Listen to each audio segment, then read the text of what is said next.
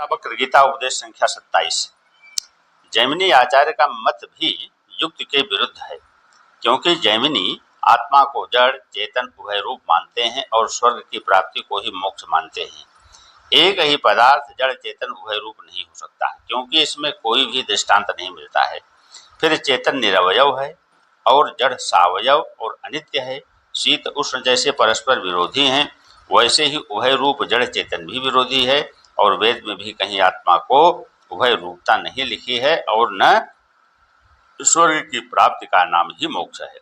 अष्टावक्र जी कहते हैं कि हे जनक जी, जिसने विषय वासना को त्याग करके शत्रु और मित्र में समबुद्धि करके और श्रुति के अनुकूल युक्त से सच्चिदानंद रूप अपनी आत्मा का साक्षात्कार किया है और जिसने अपने को ही सर्वरूप से अनुभव किया है, उसने संसार से अपने को तारा है, दूसरे को नहीं।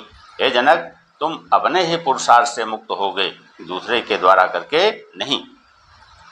प्रश्न है, संसार में लोग कहते हैं कि गुरु शिष्य को मुक्त कर देता है, आप उसके विरुद्ध ऐसा कहते हैं कि शिष्य अपने पुरुषार्थ से ही मुक्त होता है, यह बात क्या है? उत्तर में कहते हैं कि हे प्रियदर्शन, संसार के लोग प्रायः अज्ञानी मूर्ख होते हैं। वे शास्त्र के तात्पर्य को और गुरु शिष्य शब्दों के अर्थ को नहीं जानते हैं, क्योंकि वो कामना से युक्त होते हैं।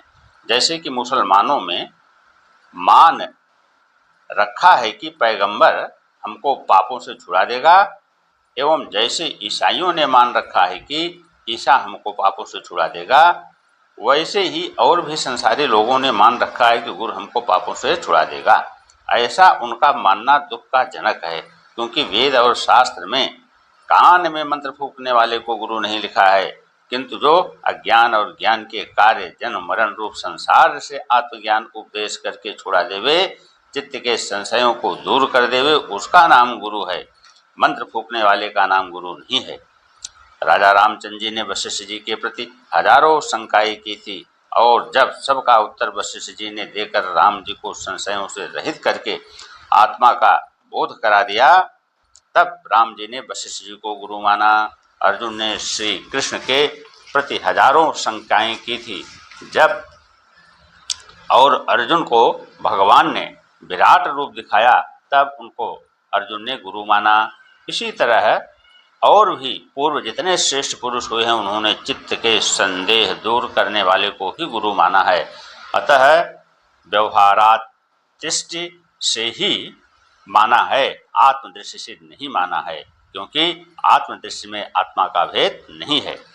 अष्टावक्र जी ने आत्मदृष्टि को लेकर कहा है कि संसारी मूर्ख काल में मंत्र फूंकने वाले गुरु को ही अज्ञानार्थ शिष्य पूरे पशु बन जाते हैं, क्योंकि उनको बोध नहीं है कि पारमार्थिक गुरु आत्मज्ञानी का ही नाम है। ऐसे गुरु तो संसार में बहुत दुर्लभ हैं।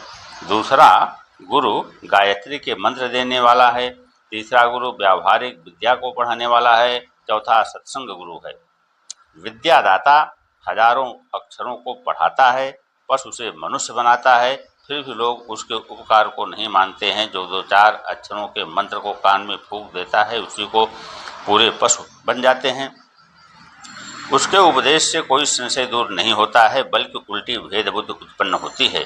कोई विष्णु का मंत्र देकर महादेव से विरोध करा देता है, कोई विष्णु से विरोध कराता है, कोई देवी का पशु बना देता है।